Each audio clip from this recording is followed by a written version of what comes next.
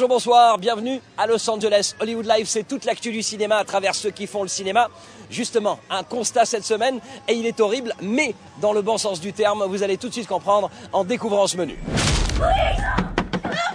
La dernière maison sur la gauche sort sur vos écrans. C'est du Wes Craven, remise au goût du jour. Pour parler cash, c'est un remake.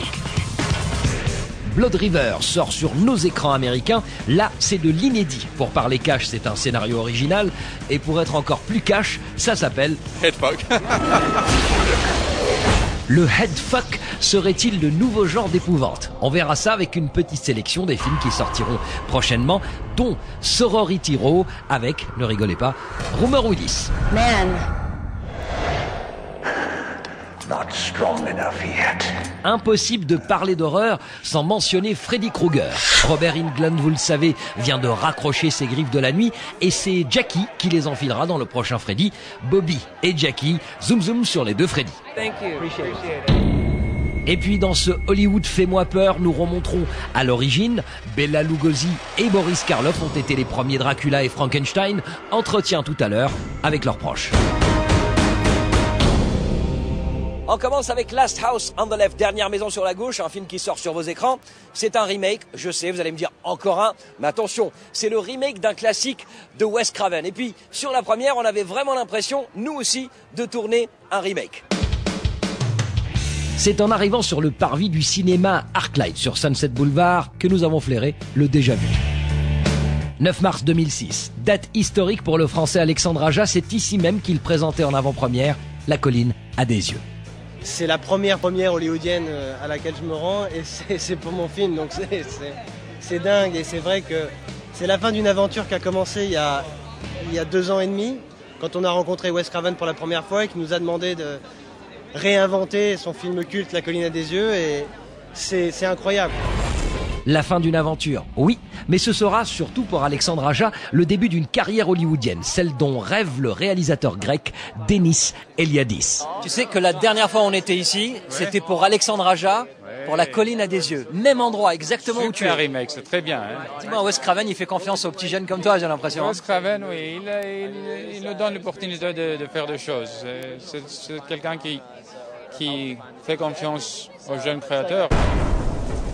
Tout comme La colline a des yeux, La dernière maison sur la gauche est un remake d'un classique de Wes Craven, dans ce cas son premier film, tourné en 1972. Comme d'habitude, Wes Craven est présent et comme d'habitude, il a signé en tant que producteur. It's an old story. It was done by Ingmar Bergman in Virgin Spring, and before that it was a Nordic folk tale. So it's a story that has relevance, has had for centuries. So Dennis and I just said, look, we both did the same story. You do the story. Don't do my version. And make it your own, so that's what he did. Rien que le pitch est terrifiant. Après avoir kidnappé et violé 2 jeunes filles, une bande de voyous se réfugie dans une maison, sans se douter que celle-ci appartient aux parents de la victime. Et là, c'est parti pour un film sadique et sanglant. It's real human beings. There were no sets. We didn't work on a soundstage. We were shooting guerrilla style with 3 cameras in your face in the forest, and I think that's what's ultimately the scariest thing, the realness. La dernière maison sur la gauche. Avant de la visiter, petit conseil d'amis, cœur sensible, s'abstenir.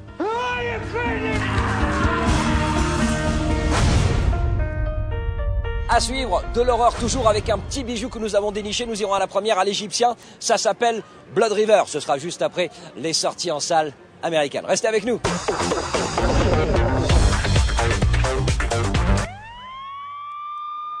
Coffee's free for friends of the press. Russell Crowe, Ben Affleck, 2 têtes d'affiche pour State of Play. En VF, ce sera Jeu de pouvoir, même titre que la série anglaise de 2003. Russell Crowe joue un journaliste. Il mène l'enquête après l'assassinat de la maîtresse d'un député. À la réalisation, Kevin MacDonald, du Dernier roi d'Écosse. Bref, on pourrait appeler cela le collectif international du bon cinéma hollywoodien. Sortie française, 3e semaine de juin.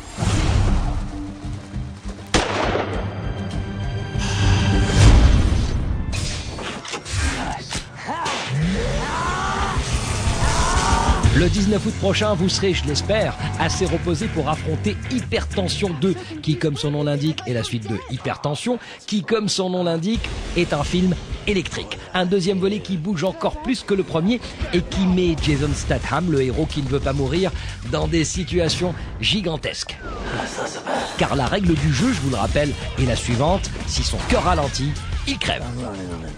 Jason Statham, introuvable à Hollywood ces derniers temps pour cause de tournage. Pas de problème, on est tombé sur sa collègue du film, la chinoise Beiling. He has some quality that are very down to earth, very normal, and people can relate to.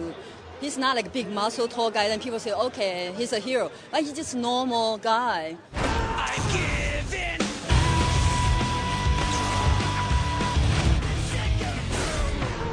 You feel for him, you want to help him, you want him to win.